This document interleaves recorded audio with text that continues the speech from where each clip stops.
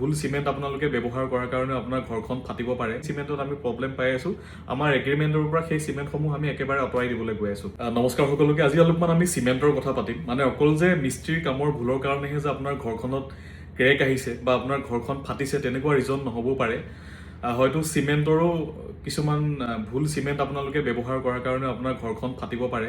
মানে ক্ৰেক চাহা যিবোৰ দেখা পাইছে আপোনালোকে বা আপোনালোকে লিকেজ যিবোৰ পাই আছে, কাৰণ আমাৰ অসমৰ যিটো ৱেডাৰ আছে তাতে আপোনাৰ যিমান বৰষুণ হয় সেই হিচাপত কোনটো সিমেন্ট আচলতে ইউজ কৰাটো ভাল, তাতে কোনটো গ্ৰেডৰ কংক্ৰিট ইউজ কৰাটো আমি ভাল, সিমেন্ট বালিৰ যিটো মিক্স কৰাৰ নিয়ম আছে সেই নিয়ম অনুসৰি আপোনালোকে ব্যৱহাৰ কৰিছে নে নাই, পানী আপোনালোকে যদি জোখতকৈ বেছি ব্যৱহাৰ কৰি আছে তাতো আপোনালোকৰ ঘৰখন ফাটিব পাৰে। বাট সেই সকলোবোৰ পাৰফেক্টকৈ কৰাৰ পিছত মানে ভাল মিস্ত্ৰী লগাইছে, ইঞ্জিনিয়াৰ দি পেলাই প্ৰত্যেকটো বস্তু ভেৰিফাই কৰিছে, যিমানটো ধৰক আপুনি M25 ৰেচিঅ' আপোনালোকে কংক্ৰিট ইউজ কৰিছে, তাত আপুনি যিমান চিমেণ্ট আৰু বালি পানীৰ যিমান ৰেচিঅ' আপোনালোকে দিব লগা আছে সিমানেই আপোনালোকে দিছে, ভাল বালি ব্যৱহাৰ কৰিছে, তাৰ পিছতো যদি আপোনালোকৰ ঘৰখন ফাটিছে, চিমেণ্টৰো ক'ৰবাত নহয় ক'ৰবাত এনেকুৱা কিবা এটা হাত থাকিব পাৰে যাৰ কাৰণে আপোনাৰ ঘৰখন ফাটিছে। আমাৰ অসমত আপোনালোকে বিভিন্ন কোৱালিটিৰ চিমেণ্ট পাব, একদম কম দামৰ পৰা বেছি দামলৈকে আপোনালোকে চিমেণ্ট পাব। সেই বুলি কোনোবা এটা চিমেণ্ট কম দামত পাই আছে বুলি এইটো নহয় যে সেই চিমেণ্টটো বেয়া, বা কোনোবাটো চিমেণ্ট আপুনি বহুত বেছি দাম দি ক্ৰয় কৰি আছে, ইণ্ডিয়াৰ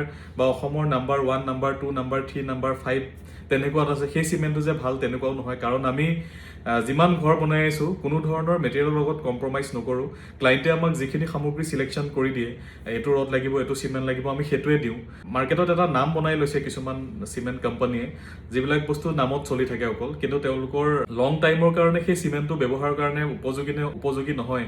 সেই বস্তুখিনি আমি যিখিনি দিন আমি কাম কৰিছোঁ, প্ৰায় 2017 চনমানৰ পৰা আমি কাম কৰি আহিছোঁ, আৰু ইয়াতে আমি কিছুমান ছাইডত হ'ব পাৰে ক'ৰবাত মিস্ত্ৰী খেলি মেলি হ'ব পাৰে, ক'ৰবাত বালিটো বেয়া হ'ব পাৰে, ক'ৰবাত যিটো ৰেচিঅ'ত আমি কংক্ৰিট মিক্স কৰিব লাগে সেই ৰেচিঅ'টোত আমি মিক্স নকৰিব পাৰোঁ। বাট মেক্সিমাম এনেকুৱা ছাইডত যিবিলাক ছাইডত আমি ইছ্যু পাই আছোঁ, চ' কিছুমান এনেকুৱা চিমেণ্ট পাইছোঁ, দুই এটা এনেকুৱা কোম্পানীৰ চিমেণ্ট, যিকেইটা কোম্পানীৰ চিমেণ্ট আচলতে মানে আমি একদম বেছি পইচা দি কিনি আছোঁ, বহুত বেছি প্ৰাইচ দি কিনি আছোঁ, টপ কোৱালিটিৰ চিমেণ্ট, অসমত একদম নামী দামী চিমেণ্ট, প্ৰত্যেকে সেই চিমেণ্টটো ল'ব বিচাৰে।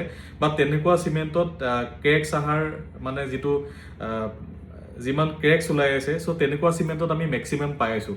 চ' আমি আমাৰ এগ্ৰিমেণ্টৰ পৰা তেনেকুৱা কিছুমান চিমেণ্ট আমি আঁতৰাই দিব গৈ আছোঁ খুব কম দিনৰ ভিতৰতে। কাৰণ আপোনালোকে যদি আমাক ট্ৰাষ্ট কৰি কামটো দি আছে, তেতিয়াহ'লে আমি যিখিনি ফেচ কৰি আছোঁ প্ৰব্লেম, আমি 5 বছৰ পৰা আজি ডেটলৈকে যিখিনি কাম কৰি আছোঁ, তাত আমি যিখিনি ইছ্যু পাই আছোঁ য'ত বেছি ক্ৰেকছ আহি আছে, চ' আমি চব বস্তু টেষ্টিং কৰিছোঁ। কৰাৰ পিছত আমি যিখিনি চিমেণ্টত এনেকুৱা চিমেণ্ট পাইছোঁ য'ত সেই চিমেণ্টটোৰে ক্ৰেকছ বেছি, এজেগাত বা দুজেগাত তেনেকুৱা হ'ব পাৰে, মিস্ত্ৰীৰ ভুল হ'ব পাৰে বা মেটেৰিয়েলছৰ কিবা কোৱালিটিৰ খেলি মেলি হ'ব পাৰে।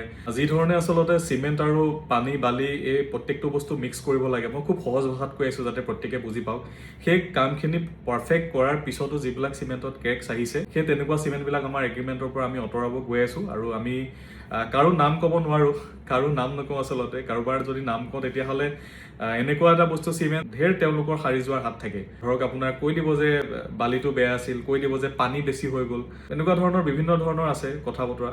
আৰু তাৰপিছতো যদি চিমেণ্টটো কেতিয়াবা বেয়া আপোনালোকে দেখা পায়, ক'ব পাৰে যে চিমেণ্টটো এইটো জানে মইচাৰটো এবজৰ্ব কৰে। চ' আমাৰ ইয়াতে যিমান বৰষুণ হয় বা আমাৰ সেমেকা জলবায়ু যিহেতু হয়, তো চিমেণ্টবিলাক যদি বেছি দিন ষ্ট'ৰ কৰি ৰখা যায়, সেই চিমেণ্টবিলাকো যদি আপোনালোকে ব্যৱহাৰ কৰে তেতিয়াহ'লে সেই চিমেণ্টবিলাকৰ পৰাও আপোনালোকৰ ক্ৰেকছ ডেভেলপ হ'ব পাৰে। বাট আমি খুব সোনকালে আমাৰ যিবিলাক এগ্ৰিমেণ্ট আছে তাৰ পৰা টপ কেইটামান চিমেণ্ট আমি আঁতৰাব গৈ আছোঁ এগ্ৰিমেণ্টত। গতিকে আমাকো যাতে সেই চিমেণ্টখিনি দিবলৈ কোনো মানে ক্লাইণ্টে আমাক যাতে ফ'ৰ্চ নকৰে, কাৰণ আমি যিহেতু ইমান দিনৰ পৰা কাম কৰি আহিছোঁ, চ' কৰি যিখিনি চিমেণ্টত প্ৰব্লেম পাই আছোঁ সেই চিমেণ্টখিনি আমি ব্যৱহাৰ নকৰিম। গতিকে আমি 1-2 মাহৰ ভিতৰত বা 1 মাহমানৰ ভিতৰত আমাৰ সেই তেনেকুৱা যিখিনি চিমেণ্টত আমি প্ৰব্লেম পাই আছোঁ, আমাৰ এগ্ৰিমেণ্টৰ পৰা সেই চিমেণ্টসমূহ আমি একেবাৰে আঁতৰাই দিবলৈ গৈ আছোঁ। আৰু আমি যেতিয়া 100% এভিডেঞ্চ সহ আমি দিব পাৰিম আপোনালোকক, তেতিয়া হয়তো আমি সেই চিমেণ্টৰ নামসমূহ আমি ৰাজহুৱা কৰিম।